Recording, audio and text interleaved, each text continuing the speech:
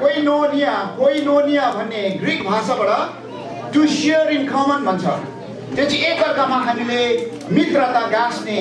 बाँडचुँड गर्ने भन्ने अर्थ, हामीले फेलोसिपको अर्थ चाहिँ हामीले यो बुझ्छौँ। र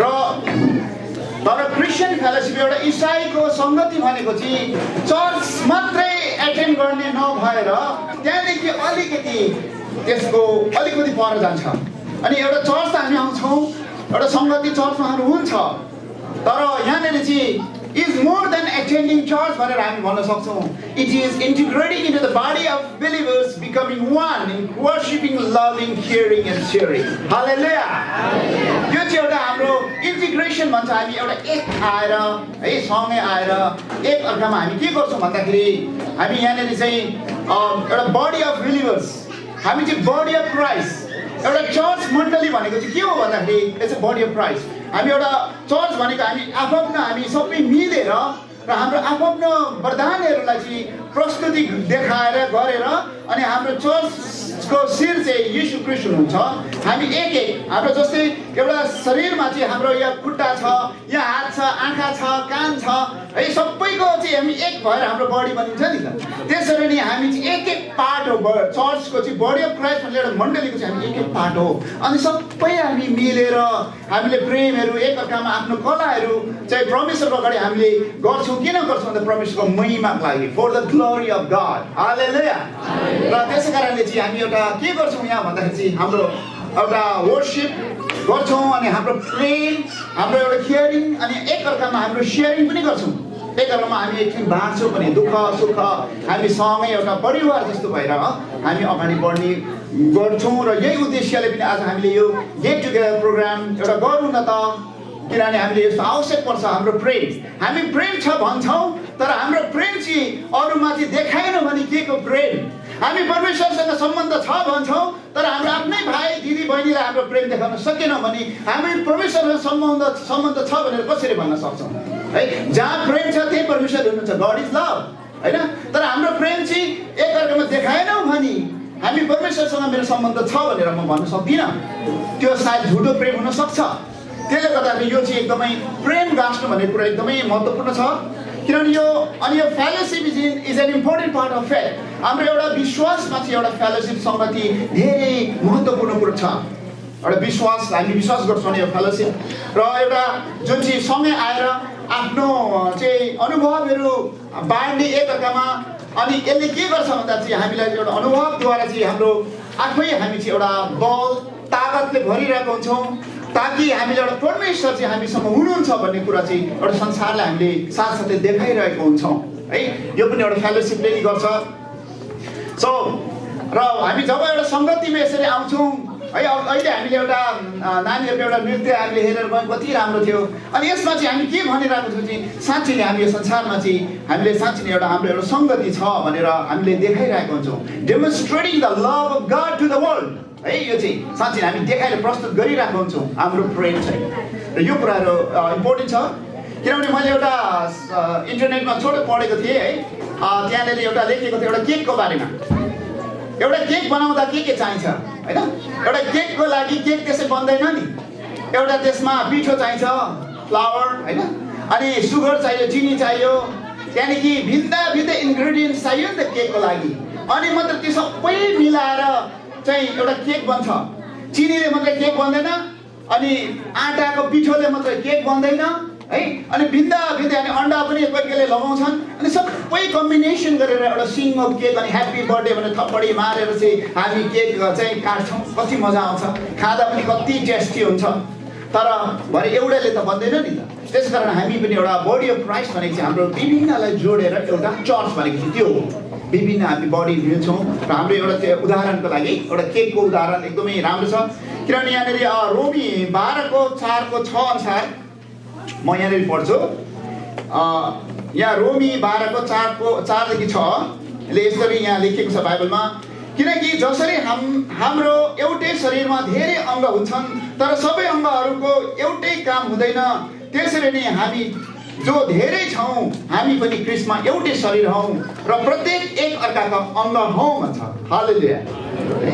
एक अर्काको अङ्ग हौँ र धेरै कुराहरू मिलेर अनि त्यस कारणले अब यो सङ्गतिले के गर्छ म छोटकरीमा तपाईँहरूलाई सङ्गति किन अनि यसको महत्त्व के छ त है अनि यो सङ्गतिले के गर्छ भन्दाखेरि पहिलो कुरो फेलोसिप मेक्स अस स्ट्रङ हामीले एउटा साँच्चै सङ्गतिले एकदम मजबुत बनाउँछ किनभने हामीसँग एक अर्कामा हामी प्रेम गाँच्छौँ अनि हामीलाई मजबुत बनाउने काम गर्छ किनभने यहाँ मत्तीको पुस्तक 18:19 को 20 मा यहाँनिर 18:19 र 20 मा पढ्छु फेरि म तिमीहरूलाई भन्दछु पृथ्वीमा तिमीहरूमध्ये 2 जना कुनै कुरामा सहमत भई केही माग्यौ भने त्यो स्वर्गको मेरो पिताद्वारा तिमीहरूका निम्ति हुनेछ किनकि जहाँ 2 कि 3 जना मेरो नाउँमा भेला हुन्छौ त्यहाँ म तिनीहरूको माझमा हुनेछु हालेलुया हालेलुया 2 देखि बढी चाहिँ हामी कुनै पनि एउटा सहमतमा आउँछौँ नि त्यहाँ चाहिँ परमेश्वरले मान्यता दिनुहुन्छ र आज हामी फेलोसिप भन्नुले नि हामी 2 देखि बेसी हामी भेला भएर एउटा कुनै कुरा गर्छौँ भने अनि हामी एउटा हाम्रोमा एउटा बल आउँछ अनि अर्को कुरो चाहिँ एउटा फेलोसिपले हामीले उत्साह दिन्छ इन्करेजमेन्ट है अनि फेलोसिप प्रोभाइड्स इन्करेजमेन्ट एउटा उत्साह दिन्छ हामीलाई एक किसिमको उत्साह हामीलाई दिन्छ किनभने हाम्रो जीवनमा धेरै कुराहरू सबै कुराहरू राम्रो छैन नि त कोही ब्याड टाइम्स आउँछ स्याड मोमेन्ट्स आउँछ जस्तै एउटा परमेश्वरमा सुत्दाखेरि एउटा परिवारलाई हामीले सान्त्वना दिनुपर्ने हुन्छ एउटा नराम्रो समयले त्यस्तोमा हामीलाई ढेकाल्छ कोही बेला हामीले इक्जाममा फेल हुन्छ ड्राइभिङ लाइसेन्समा G2 फेल हुन्छ Gमा फेल हुन्छ निराश हुन्छ हरेस खाइन्छ अनि त्यसमा होइन हो पास हुन्छ फेरि पनि गर्नुपर्छ भने कसैले हौसला दिन आवश्यक छ नि यस्तो खालको जीवनमा धेरै आउँछ हामीलाई अनि एउटा कसैले इन्करेजमेन्ट उत्साह दिनुपर्ने हुन्छ अनि समस्या आउँछ पैसाको समस्या आउँछ कोही बेला विश्वासमा पनि हामी एकदमै फेथको पनि एउटा क्राइसिस आउँछ विश्वास गर्दा गर्दै पनि हामी वक्कै कोही बेला एकदमै साह्रो पर्छ किनभने त्यो हाम्रो भनेको कुराहरू पुग्दैन त्यसले गर्दा पनि कसैको एउटा हामीलाई सान्त्वनाको खाँचो पर्छ र त्यसकारणले अनि हामीलाई यस्तो सङ्गतिले चाहिँ परमेश्वरको वचनद्वारा किनभने परमेश्वर हाम्रो परमेश्वर चाहिँ एउटा द गड अफ कम्फोर्ट भन्छ नि God of mercy God of comfort भनेर हामी धर्मशास्त्र बाइबलमा हेर्छौँ भने त्यस्तोद्वारा वचनद्वारा चाहिँ हामी एकदमै एक किसिमले हामीलाई इन्करेज हुन्छौँ हामी प्रोत्साहन गर्छ हामीलाई कि त्यसै कारणले यहाँनिर हिब्रूको पुस्तक 10:24-25 मा यही कुराहरू लेखेको छ कि यसरी एक अर्कामा कसरी राम्रो काम गर्ने अनि सङ्गति कतिजनाको सङ्गति जाने बानी नहोला तर हामी एक अर्कामा भेला हुन नछोडौँ भन्ने खालको कुराहरू यहाँनिर हामी देखेको छ यहाँनिर now that the day of this return is drawing किनभने परमेश्वरको दिनहरू चाहिँ नजिक आइरहेको छ र हामीले एक अर्कालाई हौसला दिने काममा हामी नथाकौँ भन्ने कुराहरू यहाँनिर पाइन्छ मैले तेस्रो कुरोमा तपाईँहरूलाई भन्छु fellowship reminds us that we are not alone म एक्लै छुइनँ भनेर चाहिँ फेलोसिपले पनि जनाउँछ मेरोसँग मण्डली छ साथी छ है भन्ने कुरो एउटा त्यसै कारणले हामीले सङ्गति चाहिन्छ सङ्गति भनेको चर्चभित्र मात्र होइन बाहिर पनि हामीलाई साथी चाहिन्छ हौसला चाहिन्छ एउटा कुनै पनि हामीलाई सङ्गति चाहिन्छ त्यसै कारणले चाहिँ म एक्लै छुइनँ भन्ने खालको एउटा त्यसले हामीले जनाउँछ किनभने हामी एउटा मलाई त बेला बेला म गर्व गर्छु कि एउटा परमेश्वरमा हुनुमा किनभने म भोलि अस्ति म एटलान्टा गएको थिएँ एटलान्टामा जाँदाखेरि हुन त मेरो आफ्नो मान्छे हुनुहुन्छ त्यहाँ र पनि त्यो होइन कि म जुनै चर्चमा जाँदा जुनै पास्टरहरू भेट्दा पनि कति खुसीले हामीले एकअर्कामा सेयरिङ गऱ्यौँ किन भन्दा हाम्रो एउटै परमेश्वर हुनुहुन्छ हालेलुया एउटै परमेश्वर एउटै बत्तिसमा एउटै विश्वास जो सबैमा हुनुहुन्छ सबैको माध्यम हुनुहुन्छ भनेको छ है एउटै हुनुहुन्छ त्यसैले हामीलाई केही नो बार्स नो रेस्ट्रिक्सन्स कसैले छेका गर्न हुँदैन जहाँ गए पनि हामीलाई चाहिँ एउटा प्रेमको भावना म अस्ति नेपाल गएँ हेटौडा गएर मैले वचन भनेको थिएँ त्यहाँनिर मण्डलीमा त्यहाँ कति एक किसिमको प्रेम मैले पाएँ बिर्तामठ गएर पनि आफ्नो चर्चमा मेरो पुरानो चर्चमा मलाई एउटा मौका दिनुभयो मेरो पास्टर बाले कति खुसी हुनुभयो उहाँहरू किनभने हाम्रो प्रेम परमेश्वरको प्रेम त हामीसँग छ नि त्यो फेलोसिप भनेको जहाँ पनि छ कुनै छेकाबार छैन कुनै लिमिटेसन छैन परमेश्वरको प्रेम र त्यस कारणले यो विशेष गरी यहाँनिर हामी चाहिँ एक्लै छैनौँ भन्ने खाल चाहिँ हामीलाई जहिले पनि झकझकाउने काम गर्छ फेलोसिपले है किनभने यहाँनिर र कसैले पनि त होइन अथवा त परमेश्वर त छुट्टै हो भन्नु पनि सक्दैन किनभने यहाँनिर भजन पहिलो कोरिन्थी 12 को 21 मा यस्तो लेखेको छ the eye can never say to the hand I don't need you the head can say to the feet I don't need you यहाँ आँखाले चाहिँ हातलाई म तँलाई चाहिँदैन भन्छ आँखाले हात चाहिँ चाहियो नि त आँखा मात्रै भएर भयो हात पनि चाहियो नि त एउटा बडी बन्नुको लागि होइन त्यस कारणले टाउकोले खुट्टालाई पनि मलाई चाहिँदैन त भन्दैन नि टाउकोलाई त खुट्टा चाहियो नि त टाउको मात्रै भएर भयो त सबै हाम्रो होल पार्ट कम्प्लिट पार्ट हुनु मात्रै बडीको आफ्नो आफ्नो काम छ नि सबैको त्यसै कारणले हामीले मण्डलीमा ए त चाहिँ त बोल्नै जान्दैनस् त पर जा भन्नु मिल्छ उसले त सिक्नुपर्छ उसलाई मौका दिनुपर्छ त नाच्नै जान्दैनस् ननाच भन्ने अरे कति राम्रो नाच्छौ घरमा अलिक प्र्याक्टिस गर न भनेर उत्साह दिने काम हामीले गर्नुपर्छ नि त हामी त फेलोसी हामी त माथि बढाउने काम गर्ने हो नि त प्रभुको नेग्लेक्ट गर्ने होइन यदि हाम्रोमा परमेश्वरको प्रेम छ भने हामीले कसैलाई हेला गर्ने कसैलाई चाहिँ जान्दैन भनेर कहिले पिट्दैन त्यो संसारले गर्छ किनकि संसारमा त ठुल्ठुला क्यारेक्टर्सहरू ठुल्ठुला एउटा जस्तै अब क्यारेक्टर्स एउटा सेलिब्रिटिजहरूले मात्रै गर्दाखेरि मान्छेले मन पराउँछ तर परमेश्वरलाई सेलिब्रिटिज ठुल्ठुलो यत्रो नाम चलेका एक्टर एक्ट्रेसहरूको काम छैन परमेश्वरको लागि हामी सबै एक्टर्स हौँ सबै एक्ट्रेसेसहरू हौँ हामी त्यसले गर्दाखेरि परमेश्वरले त एउटा सच्चो हृदय र प्रेम चाहनुहुन्छ हालेलुया फेलोशिप भनेको सच्चो हृदयबाट परमेश्वरलाई प्रस्तुति गर्ने कुरा हो त्यो कुराहरू त्यो चाहिँ हामीले याद गर्नु पर्यो र म अलिकति छिटो जान्छु अन्तिममा चाहिँ फेलोशिपले चाहिँ हामीले एउटा बढ्नुको लागि काम गर्छ कसरी बढ्ने हामी to grow fellowship helps us grow भनेको छ यहाँनिर एउटा समय आउनु भनेको पनि एउटा ठुलो कुरो हो अनि समय आएर समय सङ्गति गरेर हामी एउटा विश्वासमा अगाडि बढ्ने कुराहरू हो एउटा किनभने यो चाहिँ हामीले बाइबल पढ्ने प्रार्थनाहरू गर्ने कुराहरू हुन्छ अनि त्यस कारणले हामी परमेश्वरमा नजिक आउँछौँ अनि हामी एकअर्कामा केही सिकिरहेको हुन्छौँ एकअर्काबाट सिकिरहेको हुन्छौँ र जब हामी सङ्गतिमा आउँछौँ we teach each other things हामी एकअर्कामा बाँडिरहेको हुन्छौँ र हाम्रो गिफ्टहरू सेयर गरिरहेको हुन्छौँ हाम्रो आफ्नो आफ्नो कला छ नि म्युजिक बनाउनेको म्युजिक बजाउने कला छ गीत गाउनेको स्वर गलाहरू हरेक कुरा छ अनि हामी चाहिँ सेयरिङ गर्छौँ अनि त्यो कुराहरू छ अनि हाम्रो गिफ्ट अनि हामी यसरी चाहिँ परमेश्वरमा अगाडि बढ्न सक्छौँ यो कुराहरू छ किनभने पहिलो कोरिन्थी 14 को 26 मा यस्तो लेखेको छ well my brothers and sisters let's summarize भनेर जब हामी भेट्छौँ when you meet together one will sing another will teach another will tell some special revelations God has given one will speak in tongues and other will interpret what is said but everything that is done must strengthen all of you भन्छ यानी जब हामी भेट्छौँ भेट्दाखेरि एकजनाले गीत गाउँछ भनेको छ अनि अर्कोले चाहिँ केही सिकाउँछ जस्तै वचनद्वारा हामी सिक्छौँ कसैले सिकाउँछ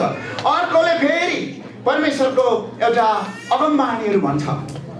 सबैलाई विभिन्न चाहिँ वर्तन देख्छ कसैले अगमबाणी नि भन्छ कसैले गीत गाउँला किनभने हामी वर्षीमा गीत गाउँछौँ कसैले गिटार बजाउला होइन त्यो सबै कुराहरू अनि एउटा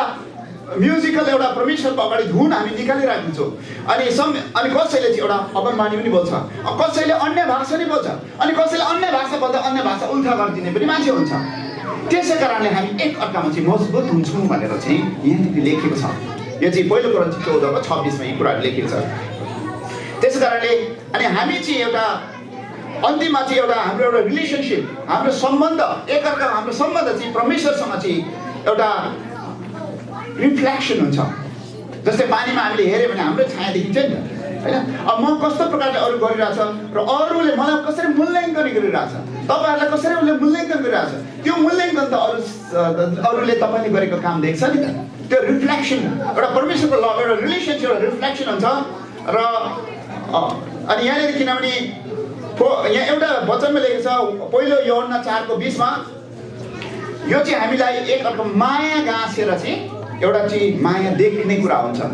है किनभने चाहिँ for he who does not love his brother whom he has seen how can he love God whom he has not seen यदि कसैले आफ्नो भाइलाई आफ्नो बहिनीलाई आफ्नो दिदीलाई परमेश्वरको जनलाई प्रेम गर्न जान्दैन भने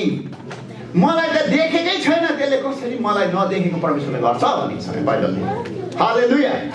हामीमा त्यो चाहिँ अनि कसरी परमेश्वरसँग मेरो सम्बन्ध छ भनेर भन्न सक्छ कोही चाहिँ दुःख परेको हुन सक्ला, कोही दुःखमा हरेक कुरा छ। आफ्नो वरिपरिको भाइ बहिनीलाई त उसले प्रेम गर्न सक्दैन र जान्दैन भने परमेश्वरलाई त देखेकै छैन। जसले देखिरहेको छ दिनरात, उसको समस्या देखेको छ,